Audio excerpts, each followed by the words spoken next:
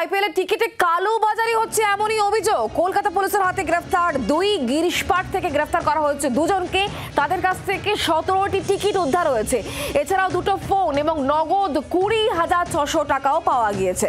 আমাদের সঙ্গে এই মুহূর্তে রয়েছেন আমাদের প্রতিনিধি রনয়। তার কাছ থেকে বিষয়ে আরো জানবো। রনয়, কি খবর পাচ্ছ? দেখো, গিরিশ পার্কের বাসিন্দা এক ব্যক্তি তিনি অভিযোগ করেন গিরিশ পার্ক থানায়। তিনি অভিযোগে জানান যে তিনি স্ট্যাটাসে দেখতে পান যে একজন ব্যক্তি তিনি দিয়েছেন যে তার কাছে টিকিট পাওয়া যাচ্ছে। সেই ব্যক্তির সঙ্গে তিনি ফোনে যোগাযোগ করেন। সেই ব্যক্তি আবার পীযূষ মহেন্দ্র নামে আরো এক ব্যক্তির কাছে নিয়ে যান। আর তার কাছ থেকে তিনি টিকিট নেন 20,000 টাকার বিনিময়ে। তাকে খামের মধ্যে টিকিট দেওয়া হয়। পরে তিনি খাম খুলে দেখতে পান যে মাত্র 2খানা টিকিট রয়েছে। এরপর তিনি বুঝতে পারেন যে প্রতারকদের পাদে পা দিয়ে তিনি প্রতারিত হয়েছেন।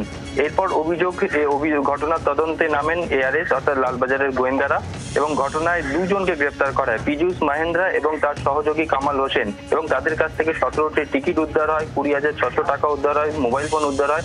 তবে এই ঘটনার সঙ্গে আরো অনেকে যুক্ত রয়েছে বলেই তদন্তকারী কর্তারা মনে করছে। ধন্যবাদ রনয়।